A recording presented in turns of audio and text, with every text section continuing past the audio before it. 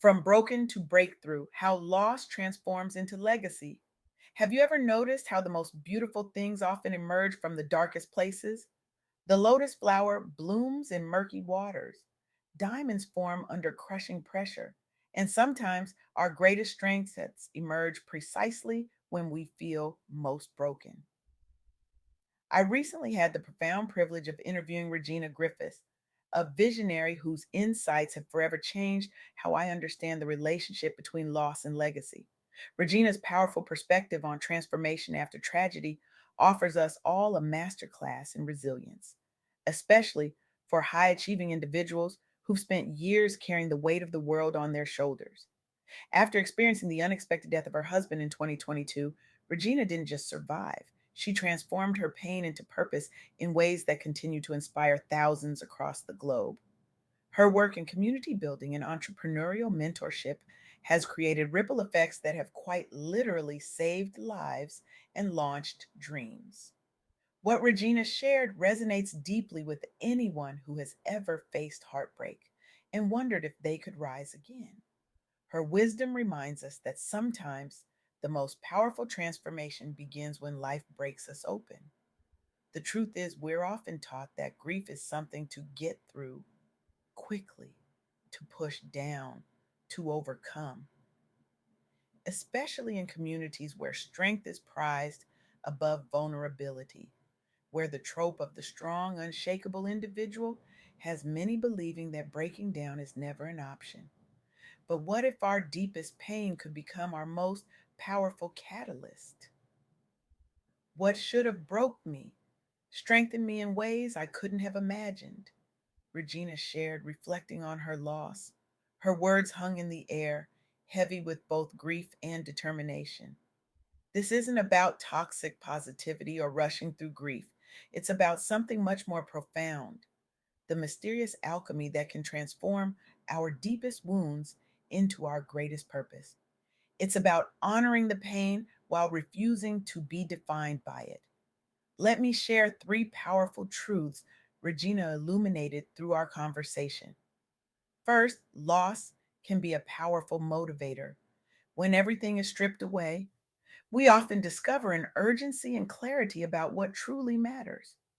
Consider the remarkable story of Eco Innovate Canada, a Black led startup in Regina that developed affordable modular wind turbine technology, now powering 15,000 Canadian homes.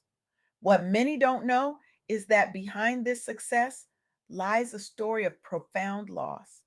The founders faced the sudden death of a co founder to illness, a loss that threatened to derail everything they'd built together.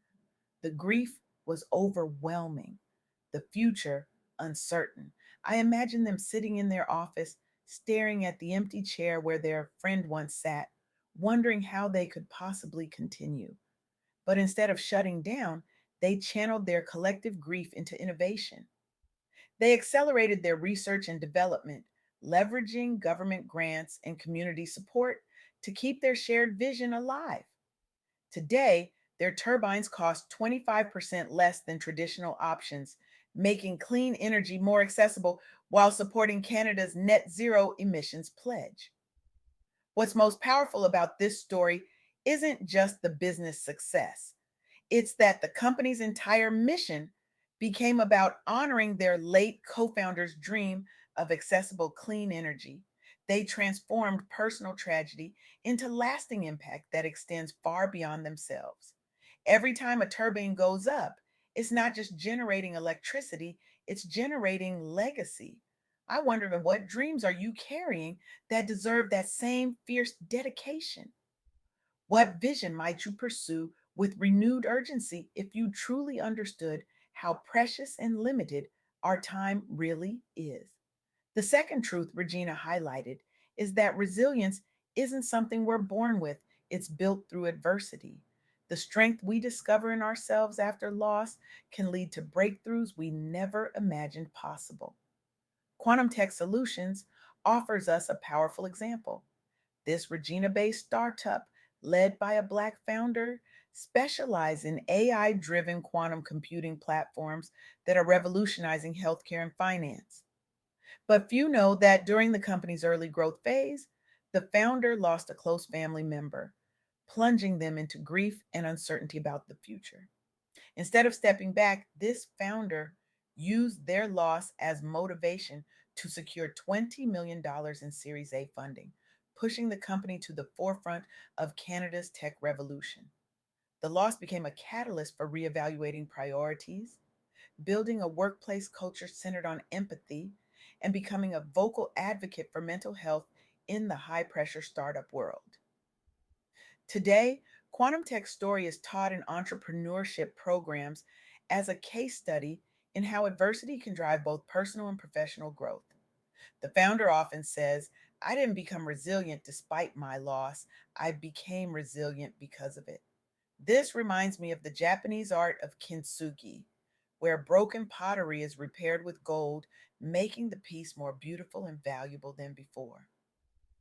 Our breaks and cracks aren't flaws to hide, they're the very places where our light shines through most powerfully. I know many of you are carrying heavy burdens right now, some visible, many invisible. You've been taught that strength means never breaking, but what if true strength is allowing yourself to break open, trusting that what emerges will be even more powerful than what existed before? The third truth Regina emphasized is that community and support matter profoundly, especially within professional and entrepreneurial communities.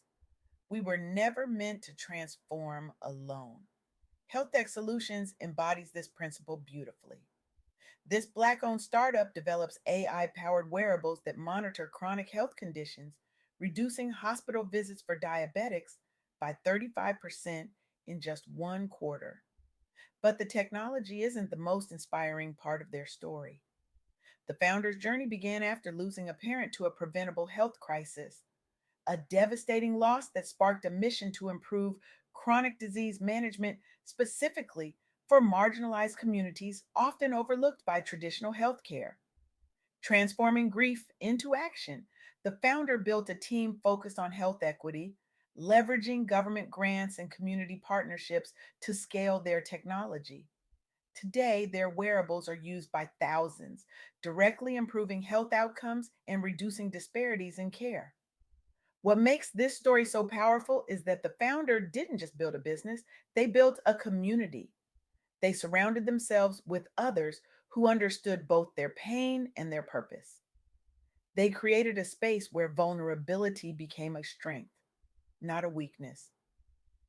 This is what we're creating together in our communities, sacred spaces where we can be both broken and brilliant, where we can transform our pain into purpose without sacrificing our peace.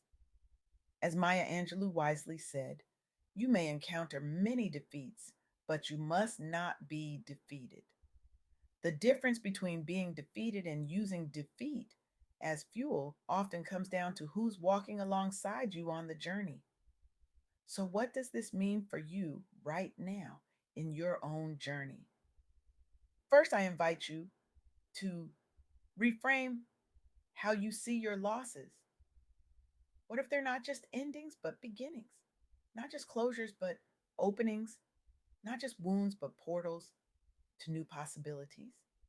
I remember speaking with the CEO of Eco Innovate about this very thing. The day after the funeral, she told me, I stood in our lab looking at all the prototypes we'd built together. I could either shut it all down or build something that would make him proud. There was no middle ground. Sometimes the most powerful choices are made in our darkest moments. Second, I challenge you to identify one dream you've put on hold, perhaps out of fear, perhaps out of grief, perhaps out of exhaustion from carrying too many other responsibilities.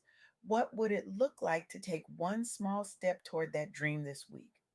Not next year, not when everything is perfect, this week. The founder of Quantum Tech shared how they approached this after their loss. I started with just 15 minutes a day dedicated to the project that scared me most, the one that mattered most. Those 15 minutes became 30, then an hour.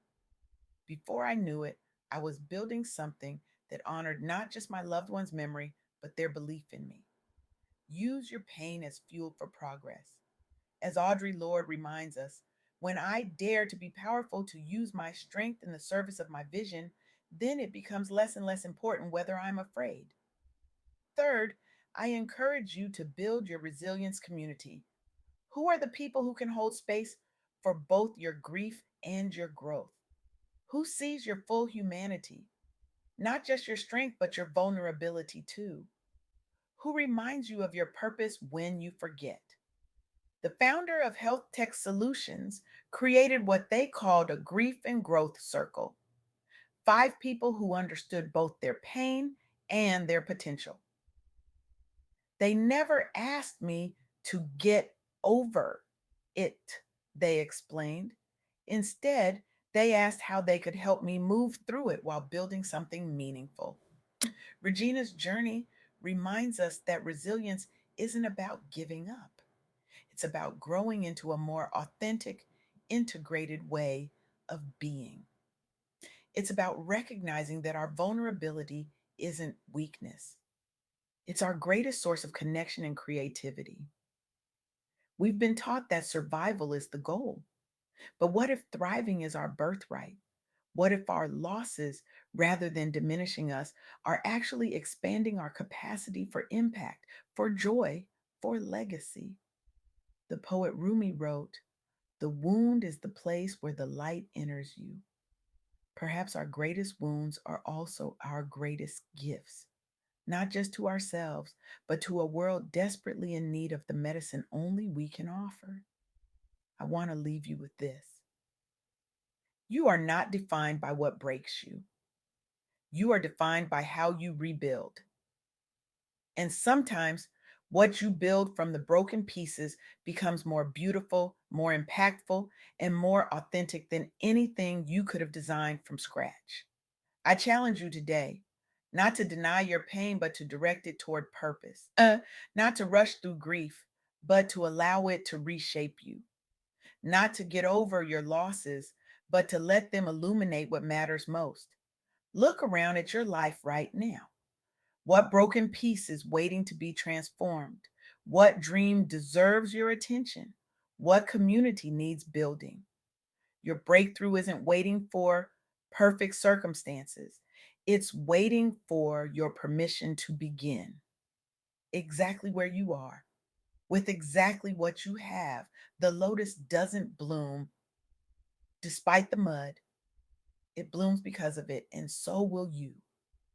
This is your moment, not to pretend you're unbroken, but to let your broken places become the very source of your brilliance. From broken to breakthrough, this is the journey, and I promise you it's worth every step.